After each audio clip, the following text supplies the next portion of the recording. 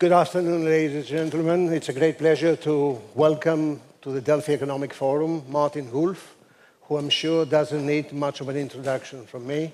He's well known to all of you through his articles and podcasts in the Financial Times, through his books. He's also a regular visitor at the Delphi Economic Forum. Martin Wolf, without exaggeration, is one of the most influential thinkers and writers on economy and international relations. And today we have a division of labor between the two of us. He will be doing most of the answers and I will be doing most of the questions. Our theme is economics versus politics. Who wins in a Trumpian world? So let me kick off with the first question, which is, in the good old days, at the peak of globalization, we were told that economics had taken over from politics. We were told that the market had pushed the state aside. Tom Friedman wrote in one of his books, Glorifying Globalization, that the only relevant political choice at the time was between Pepsi-Cola and Coca-Cola. You remember that? There was no room left for ideology, for important choices. And Margaret Thatcher had introduced the famous acronym TINA, there is no alternative.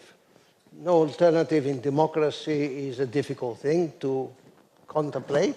Still, nowadays, the world has gone upside down. Politics is taking over from economics. We have a weaponization of interdependence. We have the breaking down of the liberal order. My first question to Martin is this mainly because of President Trump, or are there also important underlying trends? And what has gone wrong with globalization, Martin? So that's a wonderful question, which will take about half an hour to answer, and that will exhaust the discussion. I'm very pleased to be here in front of this select group. Let me just start off, because to clarify my own position, I never believed that markets had triumphed over politics, and I can, because the point is very important.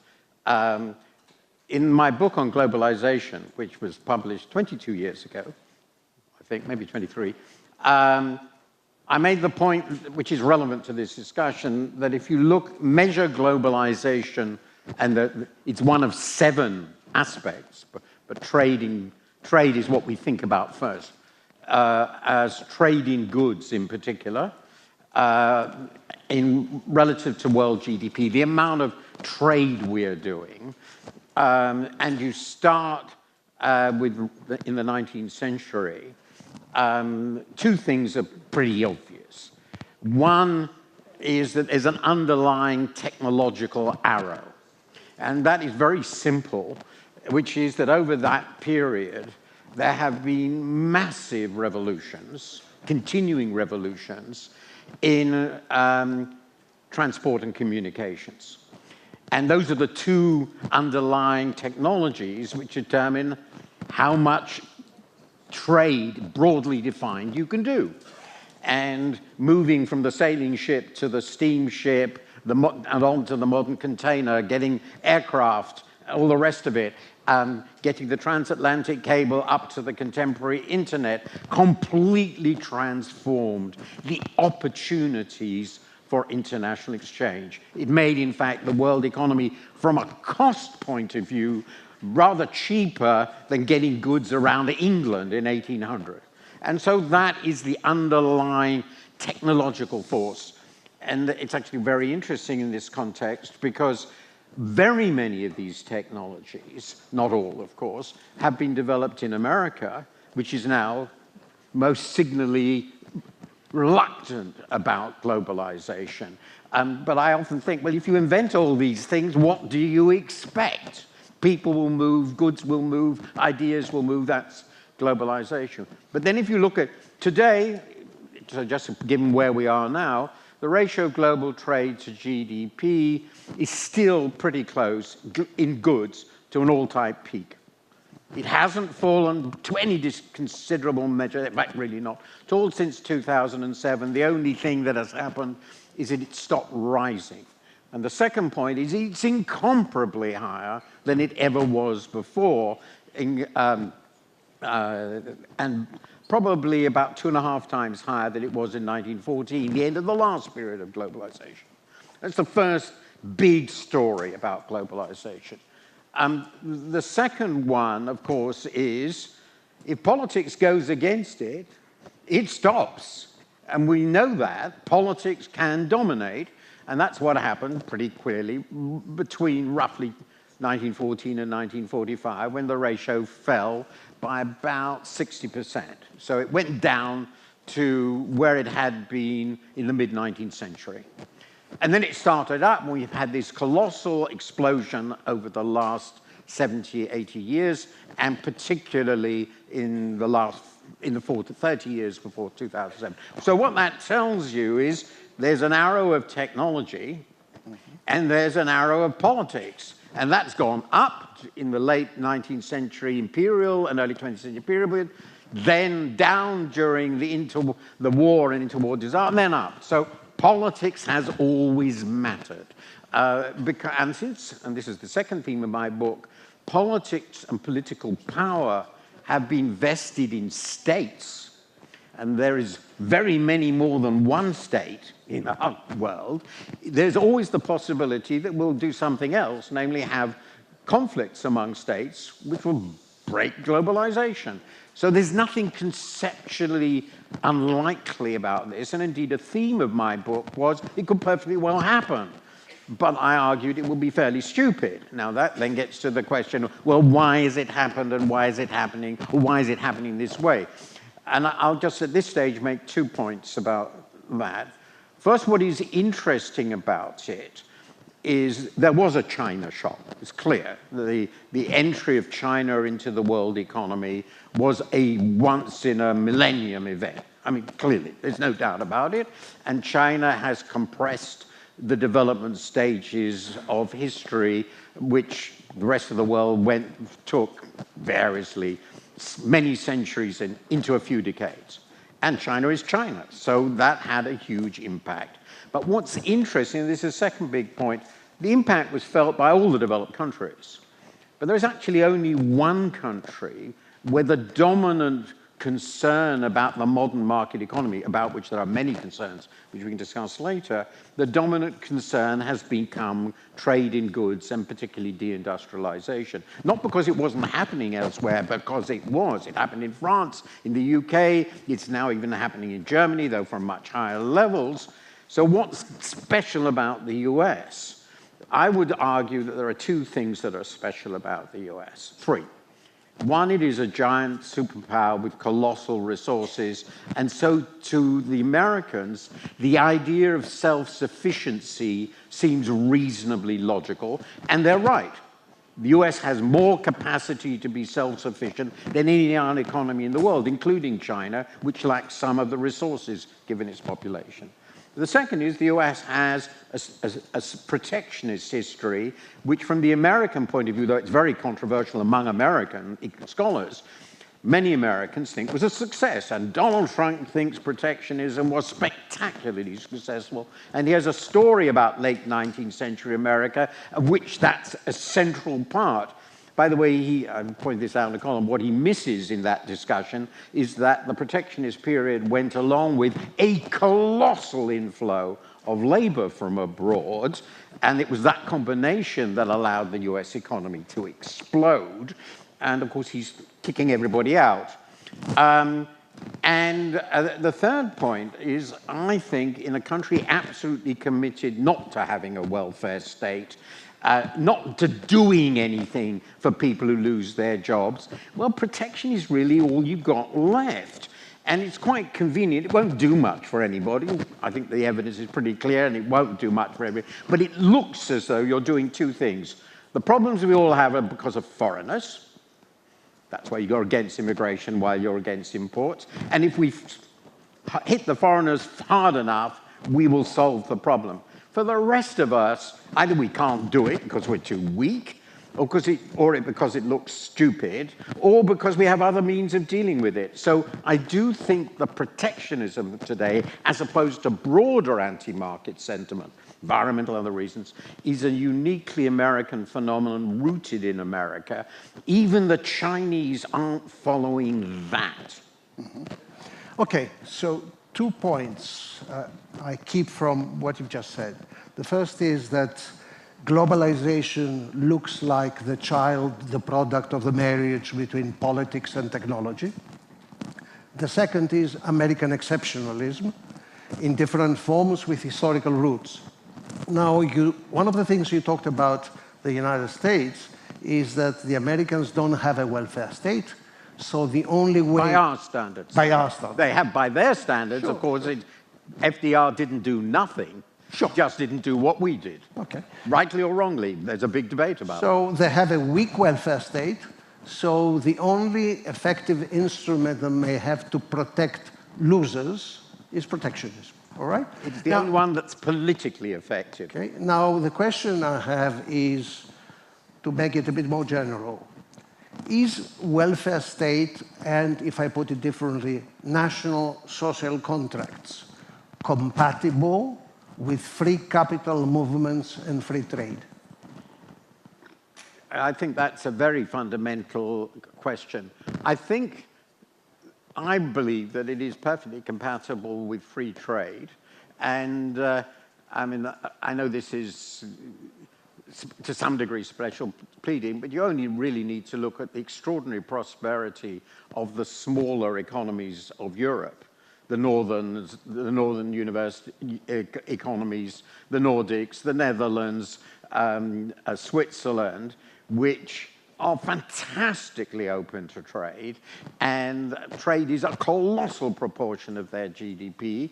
I could also point, Singapore is free trade. It's not welfare state in our sense, but it's free trade. And the truth is, if you're a small country and you want to be prosperous, you have no alternative. I mean, they're the extreme opposite of the US.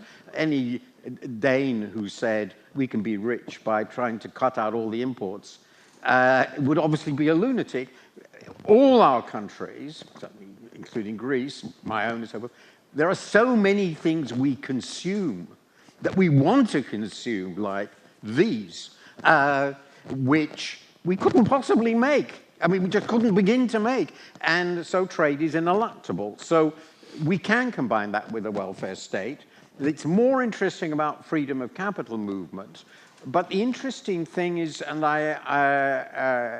if you provide, and this again was in my old book, if you provide an environment that people think is attractive for living in, for bringing up their children, for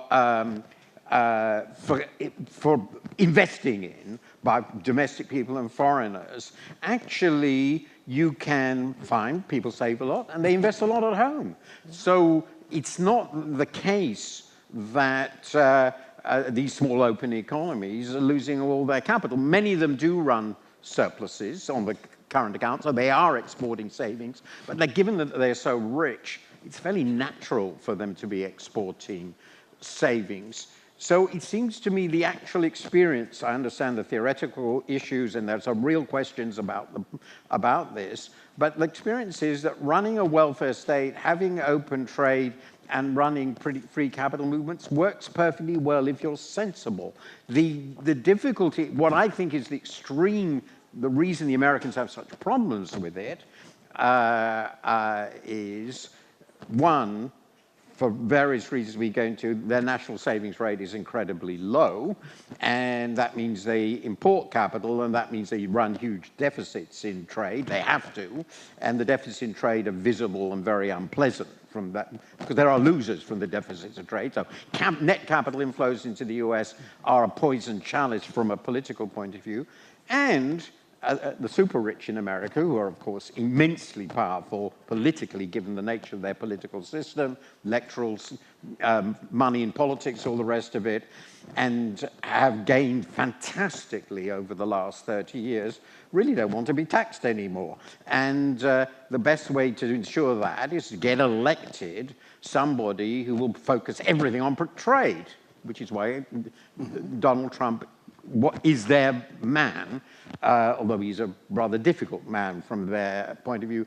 in 2006, so 20 years ago, I discovered simply the phrase plutocratic populism, to describe exactly that combination. So it's, in a way, I'm inverting your point. What I'm saying is, if you want to have a free market economy in a country where you don't want much of a welfare state, if it's big enough, you can contain and manage the protectionist pressures that will be, the pressures for change that will be generated by focusing your response on protectionism, which is quite cheap, doesn't cost very much, quite ineffective, but will convince the working classes that you've got something for them. And from this point of view, the politics that has emerged on the American right, the shift from what I think of as Milton Friedman socialism, Milton Friedman capitalism, I apologize, Milton,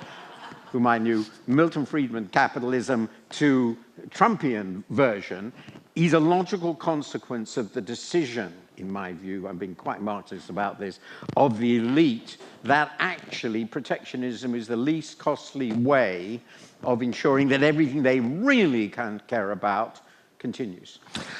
If I may go back to my question, I personally believe that free capital movements is a much more important factor undermining the welfare state and the capacity to tax than free trade. And we see the problem with the capacity to tax more and more throughout the world. And you know very well that Biden, for example, when he was president, he played a role in trying to have an agreement on a minimum tax for digital platforms that can transfer turnover and profits from one country to the other. Trump comes and takes it back. Now, if one can sort of say a good thing about President Trump, this is his remarkable ability to put together a totally implausible coalition of interests. I mean, the idea of bringing together big business, the losers from globalization that Hillary Clinton referred to unhappily as deplorables, and also add religious fundamentalism through the evangelists, is an absolutely remarkable coalition. Do you think it's sustainable? It's not a completely novel coalition. It's existed in other societies. I don't want to push this too far, but if you look at certain sorts of radical right governments, that element has existed before. I don't want to underline it, but it wasn't that far from what we saw in the 30s in Germany as a political coalition. You know, the capitalists were pretty happy with this. But they didn't have the religious fundamentalists, perhaps. That is, well, actually, the level of religious fundamentalism on the Protestant side, particularly, is pretty special in the US. Let me just comment. I agree in theory. First of all, I supported Biden's plan for a common floor to corporation tax. I think that was completely sensible. There is an issue there. But what has genuinely surprised me, because I would start with your proposition, is how sticky capital has proved to be. If you look at the tax rates, it's partly because the tax burden mostly falls on labor, but labor is very rich. There is clearly a problem with taxing the very, very wealthy. That's quite true. But actually, if I were told 25 years ago that you could sustain, I'm just giving an example, the Danish welfare state with tax ratios to GDP of 55%, and it's one of the richest countries in the world, I would have said that was impossible, and it isn't. It has proved not to be impossible. Anyway, in a majoritarian political system, you have to produce coalitions that work. And for a very long time, we thought the only coalitions that could work were center-left or center-right, and they shared a lot. So in some sense, it would be fair to say, after the catastrophes of the early 20th century, the European political systems coalesced around really very strongly shared values and views, and that really worked for the politics to a remarkable degree. So what you have to ask, why are we getting these strange coalitions? Well, this gets back to the question of what went wrong.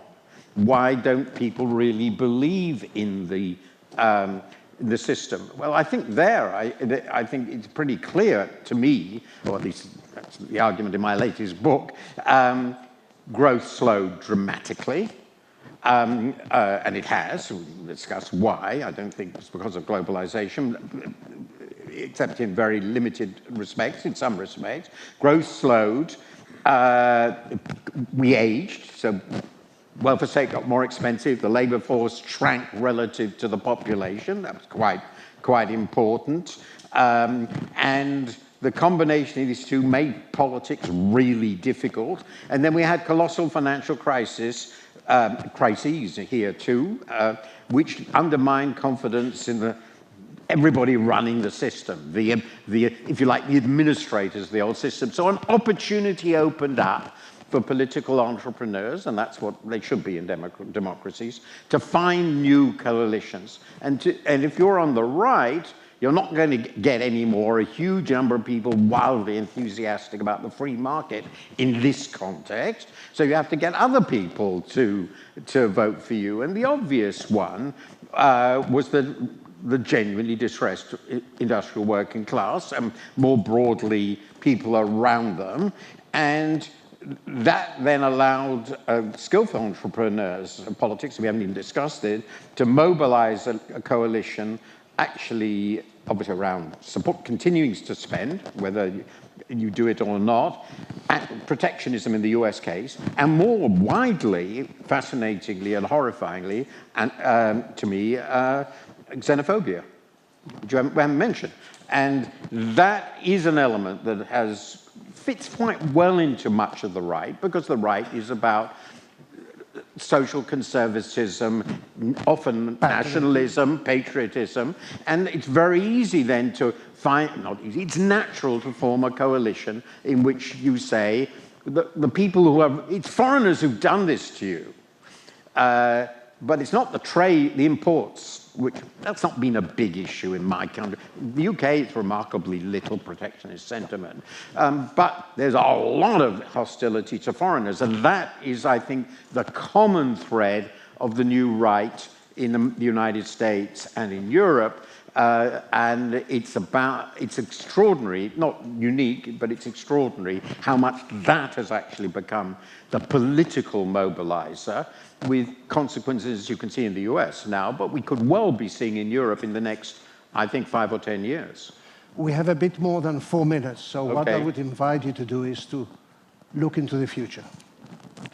We have a US administration that believes in tariffs, that are supposed to be a beautiful thing, that does not believe in common institutions and rules, that in a sense is ripping apart the liberal order that had been largely shaped by predecessors in Washington, D.C.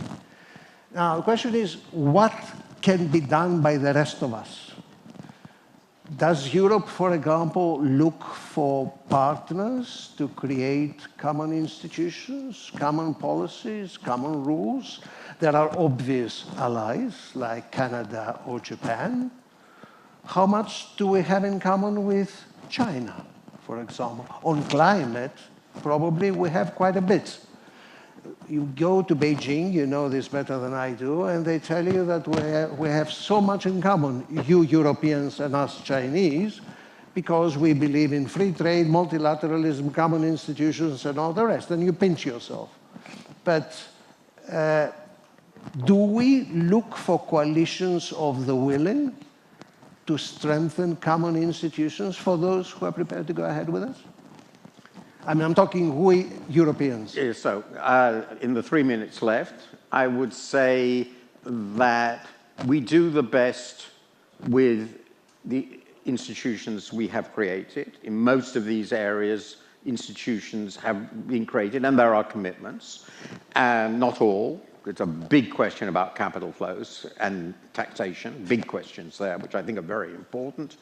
But I think we can do, so we stick to the deals we have reached on climate. I think we should agree collectively to tax American imports, as long as they pursue the current set of policies. That will be fun.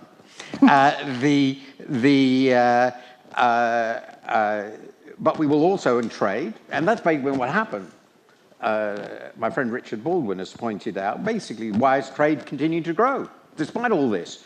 Well, because the 75% who are not China, 75% of world trade is not China, not the US. Well, people have just continued. They stick by their agreements. We can deepen those. We can create, I think, a free trade area of the others.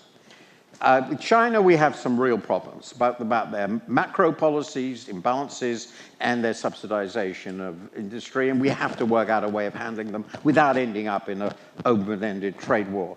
Climate, I've discussed. The World Health Organization, very, very important. We don't discuss it anymore. But we have to make that work, because how else are we going to, we can't let it collapse. We're going to have to deal with the next pandemic. And we have to do that collaboratively. So then we get to security issues. Well, there, I think the Europeans, and I very much include the UK, and this are on their own, but they have the aggregate strength to do it. Can they organize themselves to do it? So the whole set of questions which don't amount to such fundamental transformation. The system was always imperfect, but just determined in all the areas that matter, we have enough people to deal with, to work with, to make it work. And I actually believe Europe has the capacity to do that and the influence to do it, so it's almost ideally suited to this role. But we're still going to have some problems with other countries. In the long run, the US is probably not going to remain exactly like this. Trump is a fairly unique figure. Where it will go, I have no idea. But I think we just keep going with the things that are obviously important to us. Okay, that was an upbeat tone to end up with. Thank you so much. Pleasure.